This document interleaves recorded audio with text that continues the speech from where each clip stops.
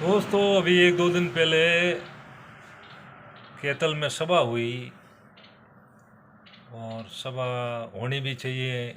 समाज कोई कमज़ोर है नहीं, समाज सब एक से बढ़कर एक है। लेकिन मैं ये सोचूंगा कि मैं किसी को गिरा कर आगे बढ़ूं, ये कभी नहीं हो सकता है। दोस्तों, ये उल फजुल बयान देना इनकी एक फितरत बन गई है। अभी हाल ही में जो सभा हुई उसके अंदर कई गुजर समाज के ऊपर उछलाछन लगाए, कई अपशब्द बोले जो ये सरासर गलत है। अभी एक तो बोल रहा था कि मेरे दादा तो हाथी घोड़ों पे आ रहे थे।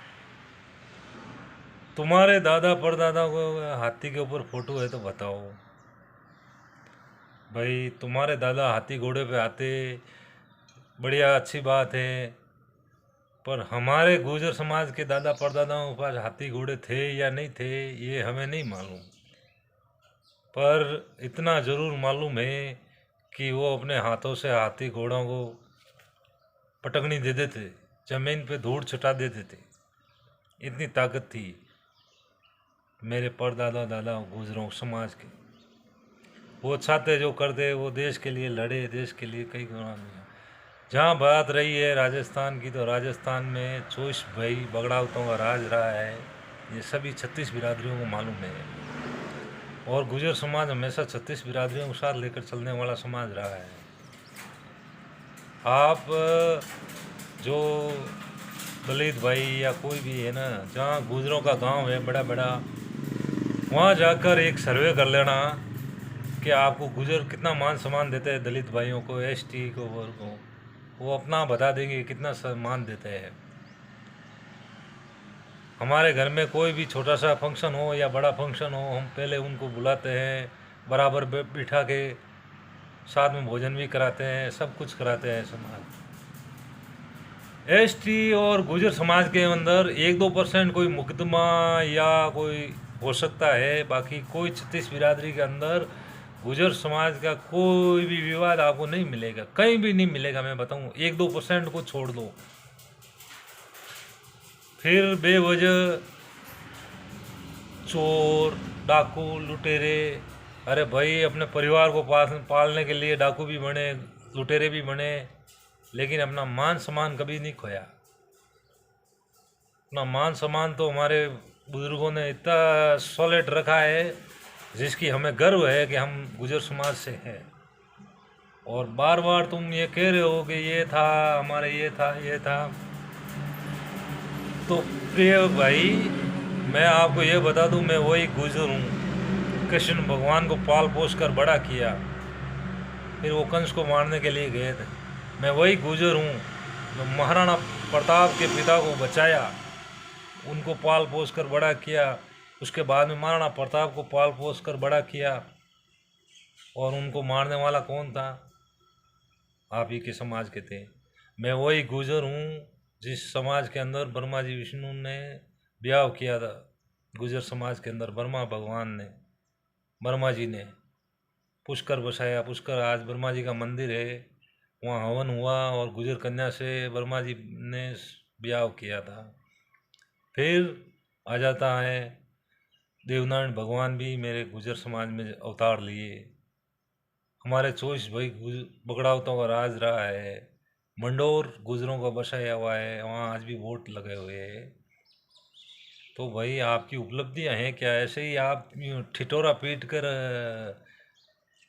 बन जाओगे? आपकी थिएटरी के ऊपर पिछले 25-30 सालों से बहुत सी हिंदी मूवियाँ आई, और एक हिंदी मूवियों के अंदर समाज का आईना होता है। जो समाज में घटित होता है वही फिल्मों में आता है। और जब फिल्मों में आपके 20-25 साल से कई फिल्मों में दिखा चुके हैं, तब तो आपने कभी विरोध किया नहीं। आपके सबसे पहले प्रेम रोग मूवी आई थी, उसके अंदर आपका चीर हरण किया, उसके अंदर कभी आपने बोला नहीं। क्यों नहीं बोला भाई? हर मूवी के अंदर आपका पूरा चीर फाड़ करके बताया गया है। फिर बार बार आप कह रहे हो हमारे तो पास हाथी घोड़े थे। भाई हाथी घोड़ों का तो मालूम नहीं, पर हमारे दादा परदादा हाथी घोड़ों को एक ही अपने हाथों से चटकनी देते थे और ज़मीन पर धूड़ छटा देते थे। तो आप आगे से सोच समझ कर बयान देना, क्योंकि दोनों समाज का प्रेम टूटना नहीं चाहिए। भाईचारा बना के रखो। क्यों विवाद खड़ा कर रहे हो? और जो विवाद खड़ा कर रहे हैं ना, 2-3 जने ही है। एक तो मकराना, एक नरुका, और इनके साथ अजमेर के भंवर सिंह पलाड़ा भी। ये आप अपनी राजनीतिक पलाड़ा साहब क्यों खराब कर रहे हो? राजनीतिक में अगर आपको रहना है तो 36 बिरादरी को लेकर चलना पड़ेगा। आप सोच रहे हो कि मैं वोट तो गुजरों का चाहिए और मैं अपने समाज का ये करूँगा, तो ये बहुत मुश्किल होगा। आप 36 बिरादरी के नेता बनो, इनका साथ छोड़ दो, नहीं तो आपकी पूरी राजनीति ख़त्म हो जाएगी, मैं बता देता हूँ आपको। और जो गुजर ये वीडियो नहीं देखा तो देख लेना, गुजरों तुम्हारे मुंह के ऊपर थूक के गए हैं, फिर भी तुम इनके ही गुणगान करोगे। मैंने एक पहले भी बनाया था वीडियो कि गुजर समाज हमेशा इनके साथ रहा है, पर कुछ इन 4-5 जनों की वजह से पूरा माहौल गुजरों के और राजपूतों के बीच में विवाद खड़ा कर दिया है, और ये विवाद अब लंबा ही चलने वाला है।